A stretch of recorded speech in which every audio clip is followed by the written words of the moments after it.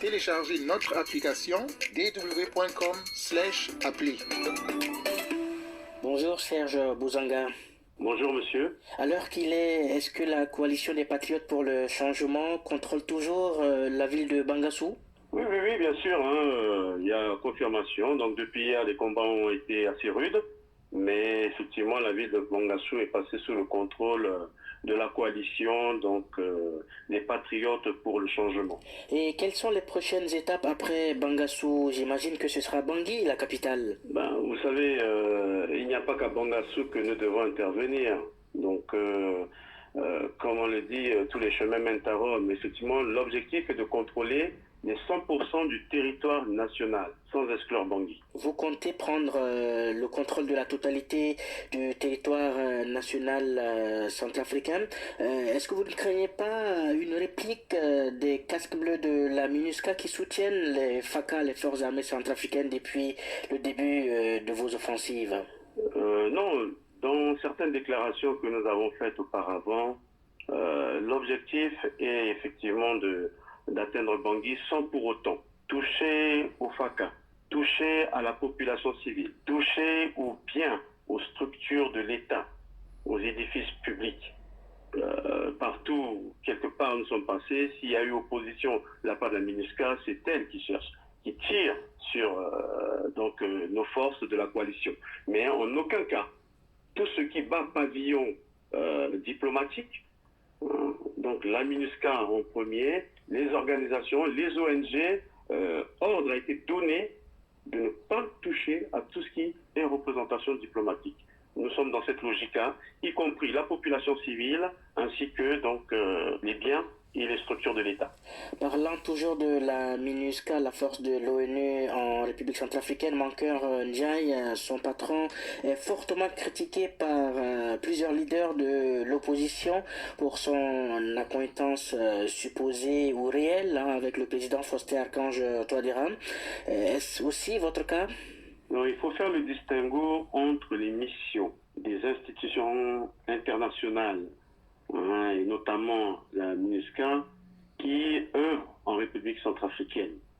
La position des institutions internationales fait l'éthique d'aspiration à la justice, au respect de tous les grands principes moraux, à la paix, à la sécurité, à la démocratie, à la bonne gouvernance.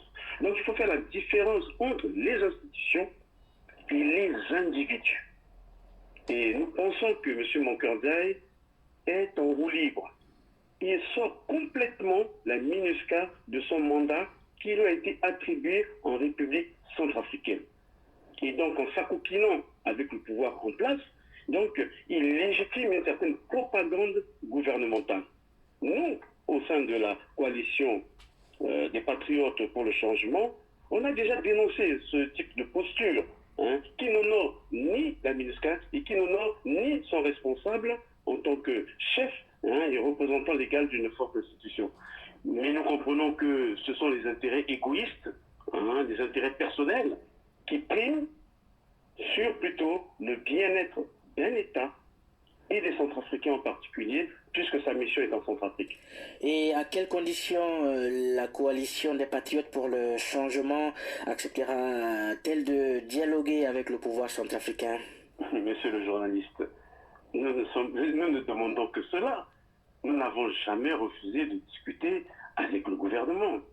Nous avions indiqué que la coalition des patriotes pour le changement, nous restons complètement disponibles, ouverts au dialogue et à la concertation. Vous voyez, et ceci avec toutes les forces vives de la nation. Et nous avons fait cette proposition même avant que les élections ne se tiennent, car nous avions compris que là où le gouvernement nous emmenait, il nous emmenait droit dans le mur, avec des élections bâclées, au forceps, vous voyez, et c'est un trompe-l'œil qui n'a pas échappé à qui que ce soit en République centrafricaine. Et soi-disant, le prétexte était pour respecter les délais constitutionnels, mais ce qui est totalement faux. Donc, nous sommes disponibles, ouverts au dialogue et à la concertation, et nous l'avons prouvé. Deuxièmement, nous avons fait une trêve, et même unilatérale de notre côté en disant non. Écoutez, avant Noël, on fait une trêve de 72 heures. Là encore, pour pouvoir quoi? Pour pouvoir discuter. Et là encore, le gouvernement a rejeté. Donc, vous comprenez, nous sommes ouverts au dialogue et à la concertation. Aujourd'hui, la balle est dans le camp du gouvernement. Nous avançons progressivement vers l'objectif final. Pourtant, au cours d'une interview qu'il nous a accordée ce midi, Ange-Maxime Kazagui, le ministre centrafricain de la Communication et porte-parole du gouvernement, exclut toute idée de dialogue avec, dit-il, des gens qui veulent opérer un coup d'État, un coup de force. Vous savez, quand on regarde la situation de ce pays, nous comprenons qu'il faut dialoguer pour exorciser tout le mal qu'il y a. Aujourd'hui, ça fait près de 17 ans que le peuple centrafricain souffre. Ça fait plus de 17 ans qu'il y a une certaine instabilité dans ce pays. Un coup d'État, on ne fait pas un coup d'État comme ça. Il faut qu'il révise exactement ce que c'est qu'une notion de coup d'État. Je le renvoie, il n'a qu'à aller voir dans un dictionnaire ce que ça veut dire un coup d'État. Aujourd'hui, les partenaires qui étaient avec eux hier dénoncent des accords qu'ils n'ont pas été capables de mettre en place. Et aujourd'hui, ce sont ces personnes-là qui se regroupent, qui disent non, ce pays a trop souffert, on ne peut plus aller comme ça. Aujourd'hui, même les élections qui se sont passées sont plus médiocres que celles qui étaient en 2015-2016. Alors, dans ces conditions, vous allez me parler de coup d'État, monsieur? Bien, merci beaucoup Serge Bouzanga.